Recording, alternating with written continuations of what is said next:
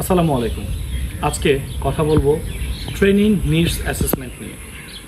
আমরা যারা professional trainer তারা সাধারণত কোনো প্রোগ্রাম যখন ডিজাইন করি বা কোনো ট্রেনিং ডিজাইন করি বা ফ্যাসিলিটেশনে যাই, তার আগে আমরা কিন্তু ট্রেনিং নিডস অ্যাসেস করি।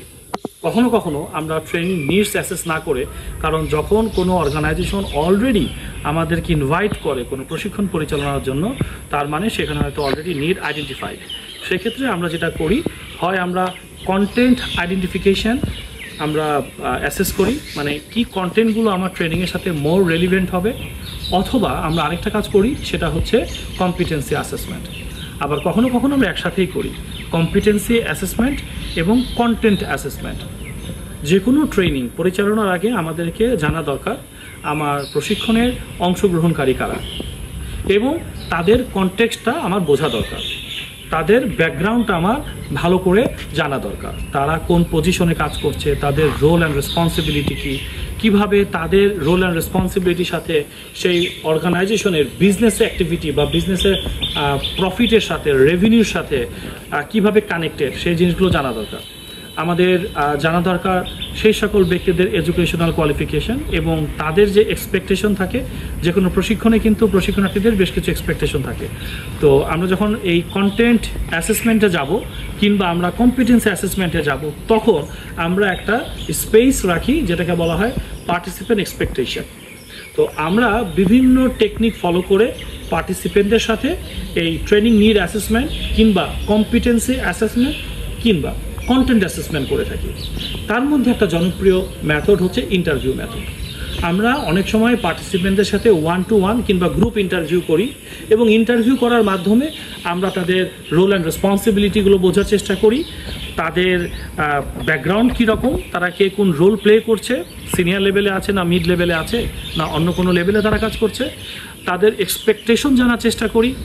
যে বিষয় প্রশিক্ষণ প্রদান করা হবে সেই প্রশিক্ষণের বিষয় সম্পর্কিত তাদের কোনো চ্যালেঞ্জেস আছে কি না, মানে ওয়ার্ক প্লেসে যারা তখন পারফর্ম করে তারা তখন রেলিভেন্ট কোনো চ্যালেঞ্জ ফেস করে কি না, যদি ফেস করে থাকে কীভাবে চ্যালেঞ্জ তারা অলরেডি ওভারকাম করেছে, এই বিষয়গুলো আমাদের জানা দরকার। সো আমরা ইন্টারভিউ মেথড গ্রুপ ইন্টারভিউ কিংবা 1-to-1 ইন্টারভিউ কিংবা টেলিফোন ইন্টারভিউ করেও করতে পারি।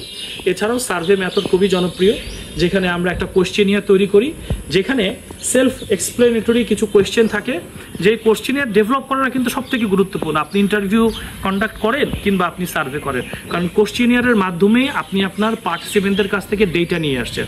আরেকটা বিষয় মনে রাখতে হবে, যে কোনো প্রতিষ্ঠানে প্রশিক্ষণ পরিচালনার আগে সেই প্রতিষ্ঠান সম্পর্কে খুব ভালো করে জেনে যেতে হবে। সেই প্রতিষ্ঠানের ভিশন কী, মিশন কী, ভ্যালুস কী, স্ট্র্যাটেজি কী, প্রোডাক্ট কী, সার্ভিস কী, এগুলো খুব ভালো করে জেনে যেতে হবে। আদারওয়াইজ ট্রেনিংটা কিন্তু অর্গানাইজেশনের সাথে কন্টেক্সচুয়াল হবে না। এরপর যেটা বলছিলাম যে আপনার কোশ্চেনিয়ার ডেভেলপমেন্টটা ভেরি সিগনিফিক্যান্ট। সেই কোশ্চেনিয়ার ডেভেলপ করার পরে সবথেকে ভালো হয় যে প্রতিষ্ঠানে এই ট্রেনিংটি পরিচালনা করব, সেই প্রতিষ্ঠানের যে ব্যক্তির সাথে আপনি কমিউনিকেটটা করছেন তার সঙ্গে কথা বলে কিংবা কনসার্ন ডিপার্টমেন্টের সাথে এই কোশ্চেনিয়ারটি ক্রস চেক করে নেওয়া, যাতে করে এই প্রশ্নগুলো ওই প্রতিষ্ঠানের জন্য এবং ট্রেনিংয়ের সাথে ওয়েল অ্যালাইন আছে কিনা। দেন আপনি ইমেইল করে আপনি কোশ্চেনিয়ারটা আপনি সবার সঙ্গে শেয়ার করতে পারেন। সেই ক্ষেত্রে একটা সহজ টেকনিক হচ্ছে গুগল ডক ব্যবহার করা, মানে গুগল ডকে আপনি কোশ্চেনিয়ারটা তৈরি করে সেই লিঙ্কটা গুগল ডকের লিঙ্কটা আপনি শেয়ার করে দিতে পারেন পার্টিসিপেন্টকে। তাহলে সুবিধা হচ্ছে আপনি এই রেসপন্স যখন পাবেন আপনি জাস্ট ডাউনলোড করবেন এবং সামারাইজ করে পেয়ে যাবেন কোন প্রশ্নের এগেনিস্টে আপনার প্রজেক্ট না আপনার ট্রেনিং পার্টিসিপেন্ট বা ওয়ার্কশপ পার্টিসিপেন্ট কী রেসপন্স করছে, তাদের এক্সপেকটেশন কী, চ্যালেঞ্জেস কী, এবং তারা কীভাবে অলরেডি চ্যালেঞ্জগুলো ফেস করেছে, তাদের রোল কি রেসপন্সিবিলিটি কি। সো একটা হচ্ছে ইন্টারভিউ, একটা হচ্ছে সার্ভে। এরকম আরও অনেক টেকনিক আছে, এফজিডি আছে, focus group discussion, technical group interview বা টেকনিক্যাল ডিসকাশন আছে। তারপর অবজারভেশন মেথড আছে। আমরা অনেক সময় ফিল্ডে গিয়ে যখন আমরা একদম হ্যান্ডস অন ট্রেনিং বা ফিল্ড লেভেলে ট্রেনিং করাই, কমিউনিটি লেভেলে ট্রেনিং করাই, তখন আমরা ফিল্ডে গিয়ে আমরা অবজার্ভ করি কি কাজ হচ্ছে, কাজগুলো কিভাবে করা হচ্ছে এবং সেটার ইফেক্টিভনেস কেন কম, কেন বাড়ছে না, চ্যালেঞ্জেস কী সেটা দেখার চেষ্টা করি। অর্গানাইজেশনাল ডেভেলপমেন্ট ট্রেনিং করাতে গেলে অর্গানাইজেশনাল আগে একটা অ্যাসেসমেন্ট করে নিতে, এটা আমরা জানি যারা ওডি বিষয়ে আমরা কাজ করি, যে অর্গানাইজেশনাল ডেভেলপমেন্টের আগে অর্গানাইজেশনাল অ্যাসেসমেন্ট যেমন দরকার কোনো ডাক্তার কোনো পেশেন্টের বা কোনো রোগীর কোনো প্রেসক্রিপশন দেওয়ার আগে যেভাবে তার একটা ভালো ডায়াগনোসিস করে নেয়, ঠিক একইভাবে একজন পেশাদার প্রশিক্ষকের উচিত যে কোনো প্রশিক্ষণের মডিউল ডিজাইন করার আগে একইভাবে আপনি অ্যাসেসমেন্ট করে নেবেন। অর্গানাইজেশনকে অ্যাসেস করবেন, পার্টিসিপেন্ট অ্যাসেস করবেন, দেন আপনি নিড অ্যাসেসমেন্ট করার পর competency assessment and content assessment করার পর আপনি একটা রিপোর্ট জেনারেট করবেন। সেই রিপোর্ট থেকে আপনি কন্টেন্টগুলোকে আইডেন্টিফাই করবেন, যে কন্টেন্টের উপরে আপনি প্রশিক্ষণ প্রদান করবেন। ভিডিওটি বড় হয়ে যাচ্ছে, আর বেশি কথা বাড়াচ্ছি না। এই ধরনের ইন্টারেস্টিং বিষয় জানতে গেলে আমার চ্যানেলের সাথেই থাকুন, সাবস্ক্রাইব করুন, এবং সম্ভব হলে আমি বলছি আমার কাছে করে যে কোনো ভালো প্রশিক্ষকের কাছ থেকে একটা ট্রেনিং অফ ট্রেনার প্রশিক্ষণটি করে নেবেন। তাহলে কিভাবে ট্রেনিং পরিচালনা করতে হয়, কিভাবে ট্রেনিংয়ের আগে প্রস্তুতি নিতে হয়, কিভাবে ট্রেনিং পরিচালনার পরে কিভাবে আপনি মনিটরিং অ্যান্ড ইভ্যালুয়েশন করবেন to make the training effective, এই টিপস, ট্রিক্স অ্যান্ড স্ট্র্যাটেজিগুলো আপনি জানতে পারবেন। Thank you very much for watching this video.